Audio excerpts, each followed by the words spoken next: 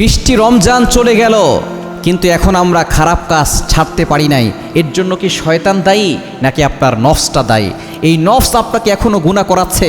এখনও চোখের গুনাহ আপনি ছাড়তে পারেন নাই, এখনও হাতের গুনাহ আপনি ছাড়তে পারেন নাই, এখনও আপনি আপনার অঙ্গ প্রত্যঙ্গের গুনাহ থেকে আপনি বাঁচতে পারেন নাই। বৃষ্টি রমজান আমাদের কাছ থেকে বিদায় নিয়েছে। আগামী রমজান হয়তো নাও পেতে পারি। এই রমজান হচ্ছে পরিবর্তনের মাস।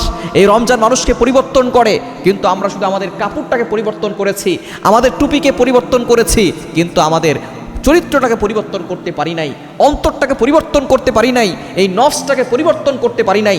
আল্লাহ তাআলা আমাদেরকে সুযোগ দিয়েছিলেন আরেকটি বার, শয়তানকে বন্দী করে রেখেছেন, শিকলাবদ্ধ করে রেখেছেন, তারপরও আমরা গুনাহ ছাড়তে পারি নাই।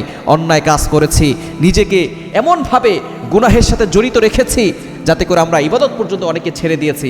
অনেকে প্রথম কয়েকদিন তারাবি পড়েছে, এখন তারাবিও পড়ে না। অনেকে কিছুদিন তাহাজ্জুদ পড়েছে, এখন তাহাজ্জুদও ঠিকমতো পড়ে না। অনেকে দেখা যাচ্ছে রোজা তো ঠিকই রাখছে, পেটের রোজা, কিন্তু তারা মুখের রোজা রাখতে পারে নাই, চোখের রোজা রাখতে পারে নাই, অন্যায় কাজ ছাড়তে পারে নাই। এই রোজা তাদেরকে জান্নাতে নিবে না, এই রোজা তাদেরকে জাহান্নামে নিয়ে যাবে। এজন্য অবশ্যই আসুন, রমজানের বৃষ্টি রমজান চলে গেল, আমাদের কাছ থেকে বিদায় নিয়েছে। শেষের কয়েকটি দিন, এই শেষের কয়েকটি রাত আমরা যাতে করে বেশি করে ইবাদত করতে পারি, আল্লাহকে সন্তুষ্ট করাতে পারি। কেননা যে রমজানে নিজের গুনাহ ক্ষমা করাতে পারলো না, তার মতো হতভাগার কপাল পোড়া কেউ নাই।